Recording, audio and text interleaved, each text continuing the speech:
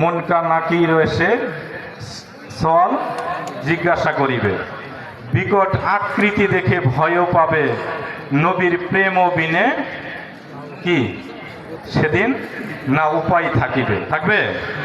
এই যে নবীর প্রেম, এটা আপনি শিখেন কোথা থেকে? নবীর প্রেম স্কুলে শেখায়, কলেজে শেখায়, মাদ্রাসায় শরীয়ত শেখায়, কোরআন শেখায়, হাদিস শেখায়। নবীর প্রেম শেখায় আল্লাহর ওলিরা।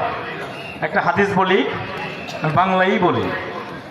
আল্লাহর রাসূল হুজুর আকরাম সাল্লাল্লাহু আলাইহি সাল্লাম ইরশাদ করছেন, তোমরা তোমাদের সন্তানদেরকে তিনটি বিষয়ে শিক্ষা দিবে। কয়টি? প্রথম, এক নাম্বার, তোমরা আল্লাহর নবীর প্রেম শিক্ষা দিবে। একটু প্রশ্ন জাগে না?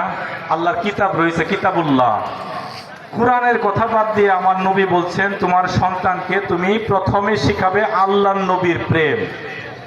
এই আল্লাহর নবীর প্রেম যে প্রথমে শিখাবেন, কোথায় শিখায়? আল্লাহর ওলিদের দরবারে।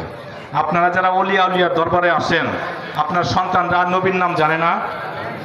জানে তো? নবী প্রেমের বিষয় জানে? জানে। দ্বিতীয় নম্বরে শিখাবে আল্লাহর নবীর আহলে বায়তের মহব্বত। একটু খেয়াল করতে হবে, আমি তো আলেমদের মতো বুঝাই বলতে পারবো না। প্রথম আল্লাহর নবীর প্রেম শিখাইতে বলছে, আল্লাহর নবীর মহব্বত শিখাইতে বলছে। দুই নম্বরে বলছে আল্লাহর নবীর আহলে বায়তের প্রেম মহব্বত শিখাতে। আপনারা যারা ওলিয়া উলিয়ার দরবারে আসেন, আপনাদের সন্তানরা কি আহলে বায়ত শব্দটা জানে? জানে। আহলে বায়ত কারা জানে? ইমাম হাসান হোসেন জানে? মা খাতুনে জান্নাতের নাম জানে? গত পরশুদিন শুক্রবার ৩রা শাবান ছিল।